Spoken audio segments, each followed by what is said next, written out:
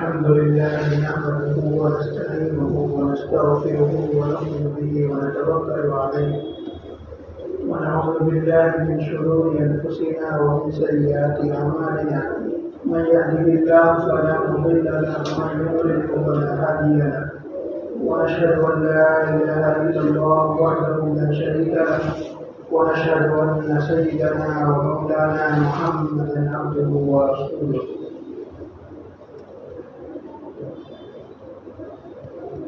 صلى الله عليه وعلى آله وأصحابه وسلم.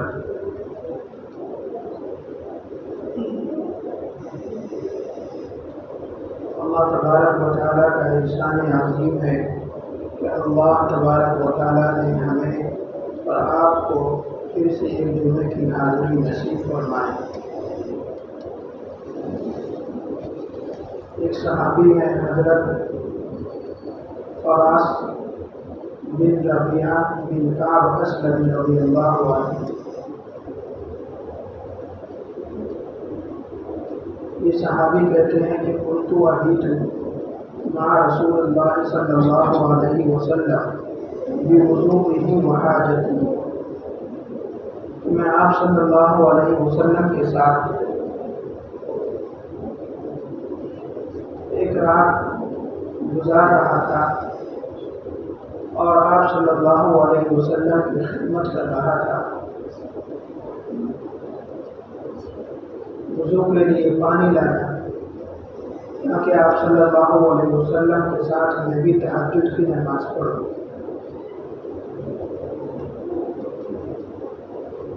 حضرت ابو فراس بن ربیعہ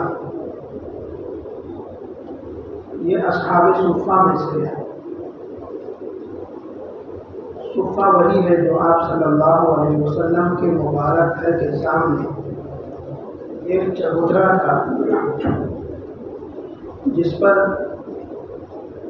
صحابہ کرام رضی اللہ عنہم اجمعین آپ صلی اللہ علیہ وسلم سے تعلیم پاتے تھے، دین کی تعلیم. وہ صحابہ کرام نے اپنے گھر کو چھوڑا، اپنے روزگار کو چھوڑا، اپنی کمائی کو چھوڑا، اپنے بیوی بچوں کو چھوڑا اور چھوڑ کر آپ صلی اللہ علیہ وسلم کی خدمت میں پہنچ گئے اور اصحاب صفہ میں شامل ہو گئے. اس چبوترے پر آپ صلی اللہ علیہ وسلم سے تعلیم حاصل کرنے لگے. گویا یہ چبوترا جو ہے یہ صفہ نام کا یہ اسلام کا پہلا مدرسہ یا پہلی یونیورسٹی تھی. اسی میں آپ صلی اللہ علیہ وسلم ان کو دنیا کی بھی تعلیم دیتے تھے اور دین کی بھی تعلیم دیتے تھے. باضابطہ کوئی داخلہ یا ایڈمیشن نہیں ہوتا تھا. جن کا دل چاہتا تھا کہ میں دین کی خدمت کروں، جن کا دل چاہتا تھا کہ میں حضور صلی اللہ علیہ وسلم کی احادیث کو اور آپ صلی اللہ علیہ وسلم کے شب و روز یعنی دن رات کی زندگی کو نوٹ کروں اور محفوظ کروں اور آپ صلی اللہ علیہ وسلم کا دیدار کروں، وہ صفہ والوں میں شامل ہو جاتے تھے. تو انہی صفہ میں سے اصحاب صفہ میں سے حضرت ابو ہریرہ رضی اللہ عنہ بھی ہے. ان کے لیے یہ جو مدرسہ تھا یہ صفہ نام کا چبوترا، ان کے لیے کوئی نصاب کی تعلیم نہیں تھی. بس حضور صلی اللہ علیہ وسلم کی باتیں، حضور صلی اللہ علیہ وسلم کے کردار، حضور صلی اللہ علیہ وسلم کے اقوال اور افعال اور دن رات، یہی ان کا نصاب تھا. اور انہی کو محفوظ کرنے کے لیے یہ لوگ اپنے آپ کو دین کے لیے وقف کر دیے تھے. ان کے لیے کوئی کھانے کا انتظام نہیں تھا. کئی روز یہ لوگ فاقے سے زندگی گزارتے تھے. بس ایک دل میں تڑپ تھی کہ دین کے اور آپ صلی اللہ علیہ وسلم کے اخلاق کو اور آپ صلی اللہ علیہ وسلم کے اقوال کو اور آپ صلی اللہ علیہ وسلم کے افعال اور اقوال کو میں محفوظ کر دوں. خود حضرت ابو ہریرہ رضی اللہ عنہ فرماتے ہیں کہ ہم لوگ کئی روز فاقے سے رہتے تھے، کھانے کو کچھ نہیں ملتا تھا. بسا اوقات مسجد نبوی کے دروازے پر میں بھوک کی وجہ سے بے ہوشی بے ہوش ہو جاتا تھا اور لوگ سمجھتے تھے کہ مجھے مرگی ہے یعنی فٹس کی بیماری ہے۔ تو اس وقت جو رواج تھا مشہور علاج کہ چپل پہن کر گردن پہ پیر رکھ دیا جاتا تھا تاکہ وہ ہوش آ جائے، اسی طرح لوگ میری گردن پر چپل پہن کر پیر رکھ دیتے تھے تاکہ مجھے ہوش آئے۔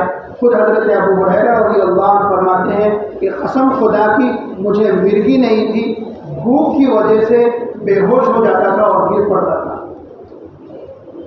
تو جو لوگ کہتے ہیں کہ پہلے کچھ مدرسے کا انتظام نہیں تھا، پہلے کوئی ایسا کچھ نہیں تھا کہ اپنے آپ کو دین کے لیے وقف کر دینا، یہ اصحاب صفہ جو ہے تقریباً 350 لوگ تھے، 353 لوگ تھے، بعض روایت میں 354 لوگ تھے جو صفہ یعنی اس چبوترا پہ خود صرف حضور صلی اللہ علیہ وسلم کی زندگی کے افعال جو حضور صلی اللہ علیہ وسلم نے کیا ہے یا حضور صلی اللہ علیہ وسلم نے کہا ہے یا جس طرح آپ صلی اللہ علیہ وسلم نے زندگی اور رات دن گزارے ہیں اس کو محفوظ کرنے کے لیے 350 لوگ اپنے آپ کو وقف کر دیے تھے۔ آج کل بیان میں چلتا نا، پہلے مولوی مولانا وہی علماء کچھ بھی نہیں تھا، پھر یہ 350 لوگ کون تھے بھائی؟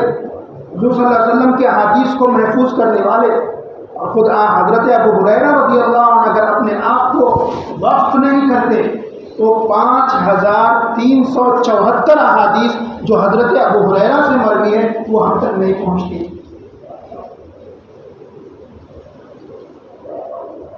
کھانے کا یہ عالم ہے کہ کئی دن فاقے کی زندگی ہے، غربت کی زندگی ہے، کھانے کو نہیں مل رہا ہے، لیکن ایک تڑپ ہے کہ دین کی باتیں محفوظ کرنا ہے، حضور صلی اللہ علیہ وسلم کی باتوں کو، حضور صلی اللہ علیہ وسلم کے اخلاق کو، حضور صلی اللہ علیہ وسلم کے اقوال اور افعال کو محفوظ کرنا ہے، نوٹ کرنا ہے، بس یہی مقصد تھا، دین کی اشاعت ہو، دین پھیلے، دنیا کوئی مقصد نہیں تھا ان کا۔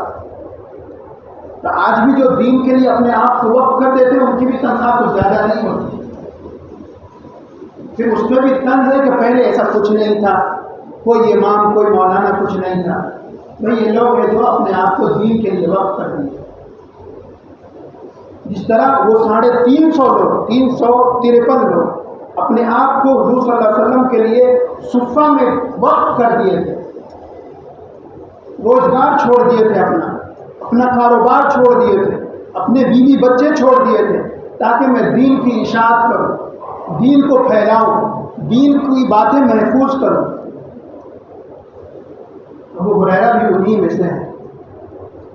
جتنی ذخیرہ احادیث ہے، سب سے زیادہ احادیث جو مروی ہے وہ حضرت ابو ہریرہ رضی اللہ عنہ سے۔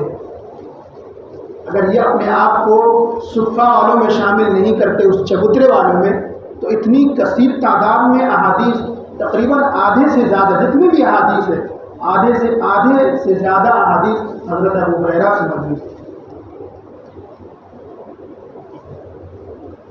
تو حضرت ربیعہ کعب بن اسلمی، پورا نام ہے فراس ربیعہ بن کعب اسلمی رضی اللہ عنہ، یہ بھی اصحاب صفہ میں سے ہیں اور حضور صلی اللہ علیہ وسلم کے خادم میں سے ہیں۔ یہ کہتے ہیں کہ میں آپ صلی اللہ علیہ وسلم کی خدمت کرتا تھا اور باقی اوقات صفہ میں وقت گزارتا تھا کہ آپ صلی اللہ علیہ وسلم کیا فرما رہے ہیں، آپ صلی اللہ علیہ وسلم کیا کر رہے ہیں، تو وہ نوٹ کرتا تھا۔ اور حضور صلی اللہ علیہ وسلم سے میں کہہ دیا تھا کہ مجھے آپ اپنی خدمت کے لیے رکھ لیں، جب بھی آپ کو کوئی ضرورت پڑے تو مجھے یاد کر لیا کریں۔ آج بھی اللہ والوں کی خدمت میں لوگ وقف ہو جاتے ہیں کہ آپ مجھے جس وقت بھی میں آپ کی خدمت کے لیے تیار ہوں، ان کی خانقاہوں میں جا کر وہ وقف ہو جاتے ہیں۔ یہ حضرت فراس ربیعہ بن اسلمی انہی میں سے ہیں۔ تو یہ کہتے ہیں کہ میں آپ صلی اللہ علیہ وسلم کی خدمت کیا کرتا تھا، پانی کی ضرورت پڑتی تھی تو پانی لے جا کر وضو کراتا تھا، اور آپ صلی اللہ علیہ وسلم سے میں کہہ دیا تھا کہ میں آپ صلی اللہ علیہ وسلم آپ کے ساتھ میں تہجد کی نماز پڑھنا چاہتا ہوں۔ تو ایک روز ایسا ہوا کہ میں پانی لے کر آپ صلی اللہ علیہ وسلم کی خدمت میں حاضر ہوا۔ یہ مسلم شریف کی روایت ہے، ادھر ادھر کی روایت نہیں ہے، نہیں بولیں گے ادھر کی بھی اٹھا کے لا رہے۔ تو ایک مرتبہ آپ صلی اللہ علیہ وسلم کی خدمت میں پانی لے کر حاضر ہوا، آپ صلی اللہ علیہ وسلم نے وضو فرمایا، وضو فرما رہے تھے آپ صلی اللہ علیہ وسلم، رات کا تیسرا پہر ہے، آپ صلی اللہ علیہ وسلم فرما رہے ہیں سلنی، تم مجھ سے مانگو کیا مانگنا چاہتے ہو۔ اب تہجد کا وقت ہے، قبولیت کا وقت ہے، اور خود انہوں نے خدمت کی ہے حضور صلی اللہ علیہ وسلم کی، وضو کرایا ہے، آپ صلی اللہ علیہ وسلم خوش ہو کر فرما رہے ہیں سلنی، مجھ سے سوال کرو، مجھ سے مانگو کیا مانگنا چاہتے ہو، تمہاری جو بھی دل کی آرزو ہے مانگ لو۔ ظاہر سی بات ہے آپ صلی اللہ علیہ وسلم اللہ کے محبوب ہیں، آپ صلی اللہ علیہ وسلم کے لیے تو اللہ تعالیٰ قربان ہے کہ آپ صلی اللہ علیہ وسلم کو کہا کہ اگر آپ کہتے ہیں کہ یہ احد کے پہاڑ کو سونا بنا دو تو بنا دوں گا، آپ خالی ایک بار ہاں کر دیں۔ تو آپ صلی اللہ علیہ وسلم اتنی بڑی شخصیت، اور وہ کہہ رہے ہیں فراس بن تاب ربیہ کو، اسلمی کو، کہ تم جو چاہو مانگو۔ آج ہم اور آپ ہوتے تو دل میں طرح طرح کی باتیں آتی کہ یہ چیز مانگ لو، یہ چیز مانگ لو، لیکن وہ لوگ اپنے آپ کو دین کے لیے وقف کر دیے، دین کی حفاظت، دین کی خدمت، احادیث کی حفاظت، آپ صلی اللہ علیہ وسلم کے اخبار کی حفاظت اور اس کو نوٹ کرنا۔ انہوں نے کہا یا رسول اللہ انا اسأل مع مرافقتک فی الجنہ، کہ میں آپ کے ساتھ جنت میں رہنے کی درخواست کرتا ہوں، یہ میرے لیے آپ دعا کریں۔ ہم آپ رہتے تھے دنیا کے بارے میں مانگتے، آخرت کس نے دیکھی ہے، چلو دنیا مانگ لیں۔ آج ساری زندگی کی تگ و دو یہی ہے، تو بات کی چیزیں بعد میں دیکھیں گے، ابھی جو چل رہا وہ مانگ لیں گے۔ آپ ربیہ، حضرت اسلمی ربیہ، فراس بن کعب ربیہ، ان کی زندگی کو دیکھیں، کئی روز سے کھاتے ہیں، ان کے کھانے کو نہیں مل رہا، اصحاب صفہ میں سے، لیکن حضور نے کہا کہ سلنی، مبارک زبان سے بات نکلی، مبارک رات ہے، مبارک مسجد ہے، تم جو چاہو مانگو۔ وہ مانگ رہے ہیں کہ آپ یا رسول اللہ میں آپ کے ساتھ جنت میں رہنے کا سوال کرتا ہوں۔ آپ صلی اللہ علیہ وسلم نے فرمایا او غیر ذالک، اس کے علاوہ اور کچھ؟ انہوں نے کہا نہیں، اس کے علاوہ کچھ نہیں، بس یہی میری دعا، یہی میری درخواست ہے۔ تو آپ صلی اللہ علیہ وسلم نے فرمایا فَأَعِنِّي، اگر تمہاری یہی خواہش ہے کہ تم میرے ساتھ جنت میں رہو، میرے قریب میں رہو، فَأَعِنِّي، تو میری مدد کرو، عَلَى نَفْسِكَ بِكَثْرَةِ السُّجُودِ، اپنے آپ کو زیادہ سے زیادہ سجدہ کر دے۔ آپ صلی اللہ علیہ وسلم کہہ رہے ہیں میری مدد کرو۔ تو یہاں پر یہ نقطہ ہے کہ اگر ہم کوئی چیز مانگتے ہیں دعا کے لیے تو اس کے لیے طلب بھی چاہیے، طلب بھی چاہیے۔ آپ صلی اللہ علیہ وسلم نے دونوں چیز بتا دی کہ انہوں نے طلب کا ایک چیز چاہت کا اظہار کیا کہ میں آپ کے ساتھ جنت میں رہنا چاہتا ہوں، تو آپ صلی اللہ علیہ وسلم نے کہا اگر جنت میں رہنا چاہتے ہو میرے ساتھ فَأَعِنِّي، میں تو دعا کروں گا اور میری دعا تو قبول ہوگی، لیکن تم کو میری مدد کرنی ہوگی۔ وہ مدد کیا ہے؟ عَلَى نَفْسِكَ بِكَثْرَةِ السُّجُودِ، زیادہ سے زیادہ سجدہ کرنے، زیادہ سے زیادہ تم اپنے آپ کو سجدے میں کرو، یعنی زیادہ سے زیادہ نفلیں پڑھو، زیادہ سے زیادہ نمازیں پڑھو اور خوب اللہ کے سامنے سجدہ ریز ہو، تو پھر تم میرے ساتھ جنت میں رہو۔ یہاں دونوں پہلو ہم کو بتا دیے۔ ہم کسی سے ملتے ہیں، کسی عالم سے، کسی اللہ والے سے، آپ سے دعا کی درخواست، لیکن تڑپ نہیں رہتی۔ چاہت تو ہے بھائی آپ میرے لیے دعا کرو، لیکن آپ کوشش بھی تو کرو اس چیز کے لیے۔ آپ کو گھر لینا ہے تو آپ کوشش نہیں کر رہے، بس بول دیے گھر ہونا میرے کو دعا کرو۔ طلب بھی چاہیے اس کے لیے اور تڑپ بھی چاہیے۔ خود آپ صلی اللہ علیہ وسلم نے چاہت جان لی ان سے، ربیہ اسلمی سے، خادم ہے آپ صلی اللہ علیہ وسلم کے، لیکن کیا کہا؟ فَأَعِنِّي، اس کے لیے تم کو میری مدد کرنی ہوگی۔ وہ مدد کیا ہے؟ تم زیادہ سے زیادہ نمازیں پڑھو، زیادہ سے زیادہ سجدے کرو، تو پھر تم میرے ساتھ جنت میں رہو گے۔ تو یہ ہم کو آپ صلی اللہ علیہ وسلم کے حدیث سے یہ بات معلوم ہوئی کہ کسی چیز کو مانگنے کے لیے، کسی چیز کی چاہت کے لیے طلب بھی چاہیے، تڑپ بھی چاہیے۔ مثلا ہم کو گناہوں سے بچنا ہے تو ہم بازار میں گئے،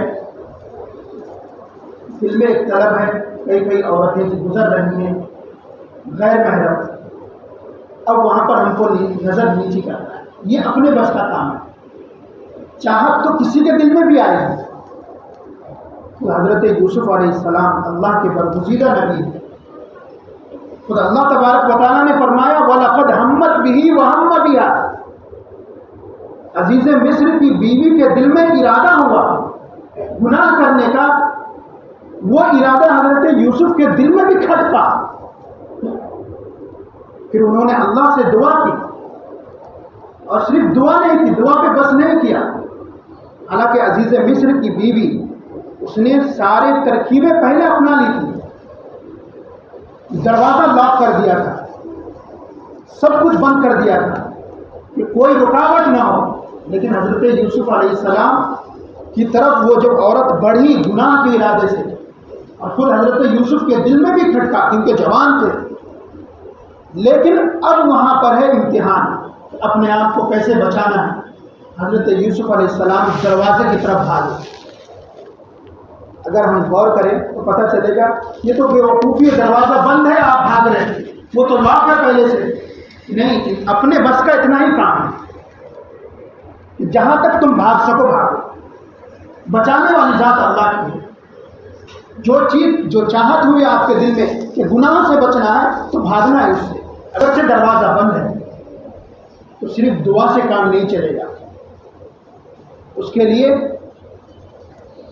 اعمال بھی کرنے پڑیں گے، افعال بھی کرنے پڑیں گے۔ آپ صلی اللہ علیہ وسلم کی جتنی احادیث بشارت کی ہے تو اس بشارت کو پانے کے لیے قربانی بھی چاہیے، اور کوئی بھی چیز بنا قربانی کے حاصل نہیں ہوتی۔ تو جنت بلا قربانی کے کیسے حاصل ہوگی کہ دنیا ہم اپنی منچاہی زندگی گزاریں اور آخرت میں اللہ تبارک و تعالیٰ جنت دے دے؟ ایسا نہیں ہوگا۔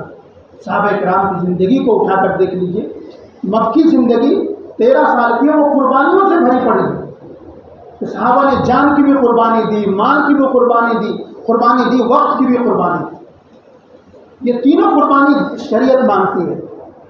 آج اگر ہم کہہ لیں کہ بھائی شام میں گشت ہے اور جوڑ ہوگا، وقت کی قربانی چاہیے، کوئی نہیں دے گا، اور اگر کہہ رہے بھائی جماعت آئی ہوئی ہے ان کے کھانے کا انتظام ہے، ہاں دو نا بھائی شام میں آپ میری طرف سے انتظام ہے، تو مال کی قربانی تو بہت سے دے دیں گے، لیکن وقت کی اور جان کی قربانی ہر کوئی نہیں دیتا، وہی دیتا ہے جس کا ایمان اللہ کی طرف زیادہ مضبوط ہوتا ہے۔